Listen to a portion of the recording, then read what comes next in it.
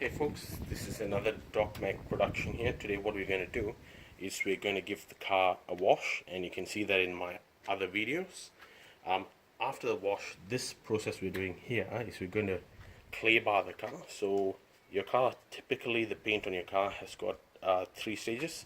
It's got the primer, it's got the base coat, and then it's got the clear coat with the wax on top of it.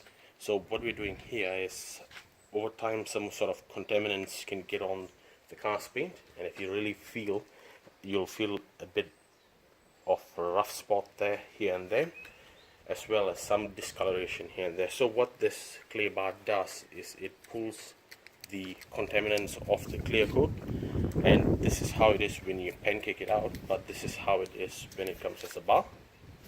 So what you typically need to do on this, get rid of that bar first.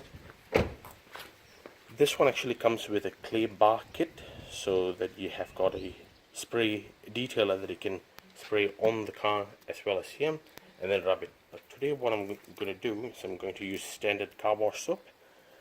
It's almost the same result, but the only difference is that you'll have to give your car another wash after you do this. So we have pancake that one out like that, and then we're going to take some soap here, and then we're just generally going to make sure there's a lot of lubricant on the surface. When you first start rubbing it, you'll feel that it's quite rough. Keep on rubbing it and you'll feel that it's a nice, smooth, soft spot. And what you're going to do is you're going to keep on doing it. It's just like you shaving. As soon as you shave, you'll start to feel that the face becomes smoother. It's the same thing on the paintwork as well. And you can see my hand seems to be moving quite freely now. And if it starts to stop a bit, what you need to do is you need to get some lubricant or car wash soap, and then you need to rub back and forth. Never rub in circular motions for clay barring or car washing. It's only when you're polishing or you're waxing you need to go in circular motions. So what we're going to do now is we're just going to do this whole process for the car, just this way, and then we'll get back to you with more details. Go. Folks, another tip that I've got for you is always do the bonnet, the roof and the boot first, because most of the contaminants will actually build up over those 3 areas, and try to use one clay bar. So basically you'll get an 80-gram clay bar, and try to use probably 1/3 to about 40% for the bonnet, roof and the boot, and then you may need to chuck that away depending on how dirty your car is. And then with the remainder you'll need to do the sides of the car, and you need to just do up here for the whole car, and then for the base you'll need to have another bit of clay bar to do that. And never cross contaminate between the bottom and then the top again. You always want to do the top down method. In that case there will be less scratches for you to polish off. Also, clay barring the car does create some scratches, so you'll need to give the car a polish and a wax. In certain circumstances you'll also need to do a cut and polish or a compound and polish, and I can put those links inside the description as well. I'll get back to you with more details soon.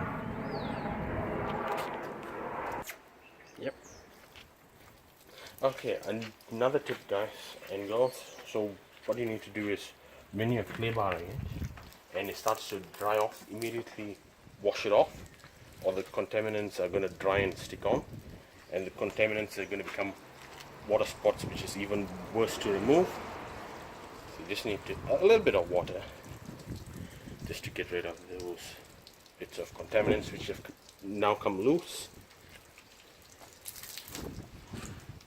Then we're going to get back to you with more details.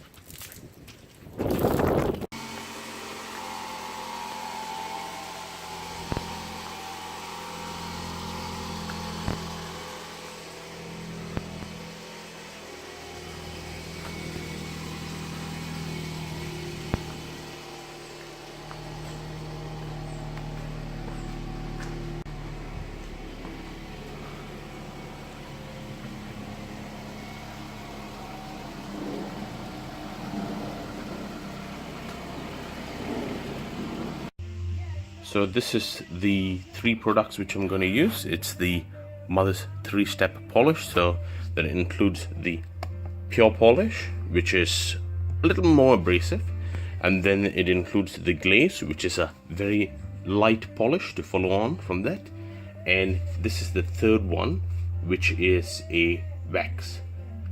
So this one gives the last bit of shine and a long-lasting protection. So what I'm going to do is I'm going to do it with that random orbital buffer there.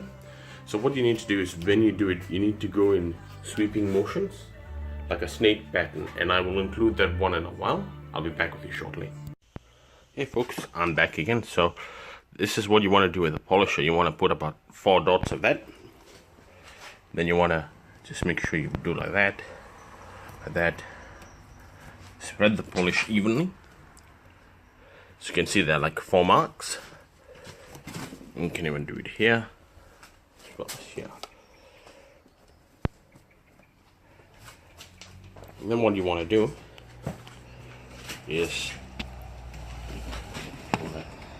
place the machine on the car.